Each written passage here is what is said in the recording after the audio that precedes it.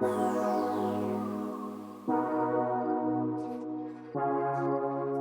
name is Jaime Gomez. I am the co-founder of Lux, which is an artificial intelligence startup here in Berlin. And yeah, we're just trying to make e-commerce more immersive, more fun, and just overall better for the next generation. So we are a very young company. So we started a year ago in April. That's when we registered the company.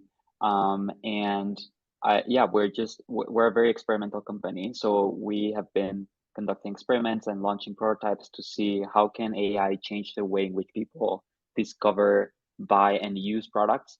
We have a big thesis around helping people use the things that they have before they purchase anything else and kind of like bring these two journeys together. And we started with cosmetics as our first use case. We launched an app for contouring that uses augmented reality to help people achieve a specific style of makeup, and that is live still in the app stores.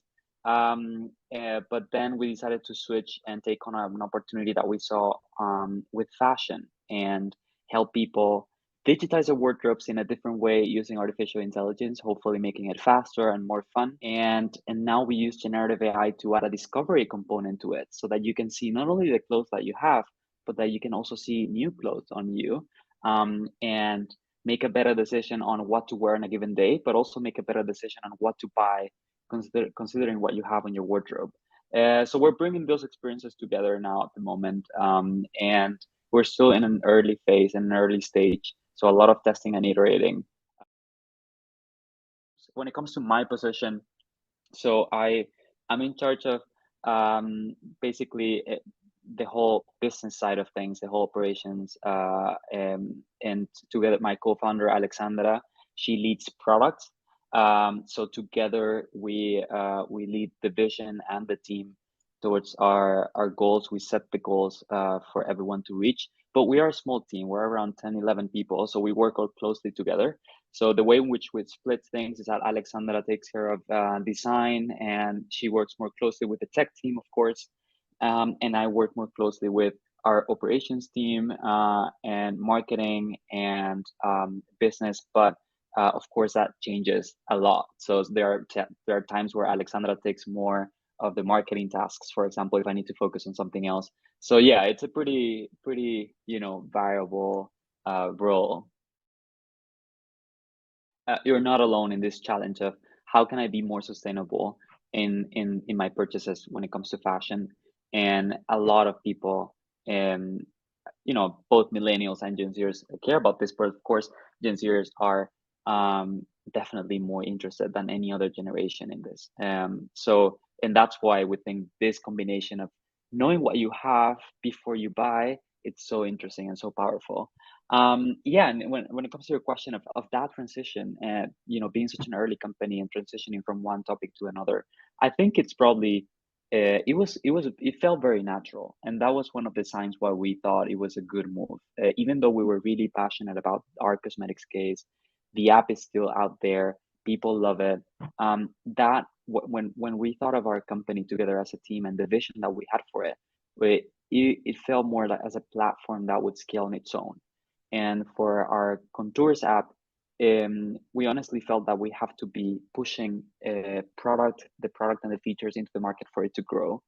But when it comes to fashion and for the people that download the app, you will see that it's driven by the community that we're building. It's driven by the content that people post in the app, and we wanted to basically be taken out of our hands. We want the users to drive that growth instead of us as be dependent on the features that we launch. I don't know if that makes sense. I think that for those who download the app, you will clearly see what we mean. But in a sentence, in our fashion app, people upload their outfits, and you get inspired with others. You use those outfits to create new outfits, and that also feeds into the discovery mechanism that we want to bring with AI. So I, in that sense, it felt very natural. And I think it's also a good stage to pivot, right? I mean, it's the earlier the better, I guess. And it was really at the earliest days. And it was also kind of like a statement to our team and our investors that, we are this agile and we can actually take a signal from the market and also combine it with our strategic thought and our strategic analysis to make such a decision. But it is challenging because, and this is probably one of the learnings and one of the battles that I face every day. Um, you want to be agile, but you also have to be consistent. So where's that line, between iterating and changing and but also giving it time, which is something that when we're talking, we are a B2C app, right? We're in the consumer world. And when you have a consumer app, it's not that you can get 5 letters of intent or of interest and then that's how you validate it. You gotta give it a few months to see how people react to it, for it to for your analytics to actually show you what has been happening. It needs time, so that is a challenge. The way in which I got to starting Looks was by joining a venture studio, an AI focused venture studio in Berlin, and I joined as a founder in residence. And my job was to basically explore ideas until we found one problem that needed to be solved and that was attractive for the venture studio as an investor and for us as a founder. Um, and back then, when I thought about, okay, should I join an AI venture studio? And I think for me, it was never a question of, it was not a matter of let's build an AI company. For me, back then, 3 years ago, it was more about all companies from now on, they have to be AI companies. And I think that's a wide knowledge now. I think that everyone is aware that every new company that you create, it's either it has AI either operationally as a way to to be more efficient, or it is embedded in the product. Um, from my point of view, it was very exciting to build a company that had AI embedded in the product, and also the opportunities are there and they are very visible and tangible, and especially when you're doing consumer. So yeah, I mean that would be my answer to that question. It's just there is no question about whether the batch of companies that is coming up right now are AI companies. I think, I mean, for me, it was never a question, really. I grew up in as part of a family of entrepreneurs. My grandmother was an entrepreneur. My parents are both entrepreneurs. My aunts and uncles. So it was kind of like clear for me since I was a very very small kid that I was gonna either join one of the family businesses or start my own, and um, you know, I always also had the dream of living abroad, experiencing life abroad. So when I was at engineering school back in Venezuela, I had the very clear objective of moving abroad and potentially starting a company at some point. Um, I think growing up in Venezuela, also given the financial, the economic situation in the country, and the instability that we had, we still do, sped up things a lot for many people. Thankfully for me, it was always part of the plan to leave the country. So basically, yeah, the journey went from I studied production engineering, which is like industrial engineering. I worked afterwards in financial services. I worked as a trader, as a broker, and then I joined a startup from Berlin, actually working remotely with them from Venezuela, and then into my master's, which I did in France. And then I joined Deloitte Consulting in Germany, in Munich, and I joined their digital ventures team. And basically, our job was to build startups for Deloitte's clients in Germany and in Europe. So that was quite a cool job and an amazing team. And I basically, all of my, basically the things that I've dreamed about and I've studied around innovation and a company building, I was able to put into practice and learn even more. So the moment I started this kind of like entrepreneurial journey, or a more formal entrepreneurial journey, so to call it that way, I felt like I had the tools to do so. And so yeah, that transition was actually it was a very smooth transition. Of course, leaving aside all of the troubles as an immigrant and how that is definitely a bumpy ride for everyone, for anyone who's immigrating, and at different levels. But yeah, I think it was a nice kind of like a journey, I would say.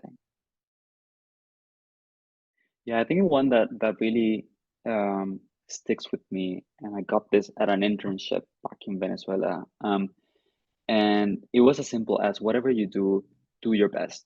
And it sounds very simple, but the moment that I was told that, it was by my boss back then, and it was given to me in a very kind way. And I had done a report that it was halfway done. It was not my best report. I was settling. And when he told me that, I thought, I clearly didn't do my best here. He knew, I knew, and I could have. I was just being maybe a little bit lazy. I was, settling. And but maybe it was the way in which he told me this, in a very kind way, and in believing that I could do better. And that still goes with me until this day. No matter how small, no matter how boring the task, if you do your best, then um, you know, it will help you and everyone else. Mhm. The first question I would ask them, or I would propose, is to really think about why do they wanna do it? You know, is it because they are passionate about an idea, or is it because they think that they're gonna have a nicer life than with their current job? Because sometimes we go in, or we think we want something, but we really don't. And I think this entrepreneurial journey, if anything, it has taught me that um, it gets tough sometimes, and pretty tough. And you also have very, everyone knows that you have high highs and low lows, and you gotta be sure that whatever is making you or driving you to make that decision, it's real, and it makes sense to you. And in terms of the how to do it, to be honest, it doesn't really matter, because if you're passionate about something, if you really want to make something happen, you'll find your way. I think, and I think about this a lot. You don't have to know the how to do something to make it happen. You just gotta make sure that you know the what. What is it that you want to accomplish? Um, and if you are in a city like Berlin, you'll find support, you'll find guidance, you'll find money, you'll find everything that you need. You just gotta be sure of what do you want to do and why you want to do that. I think those are the two most important things.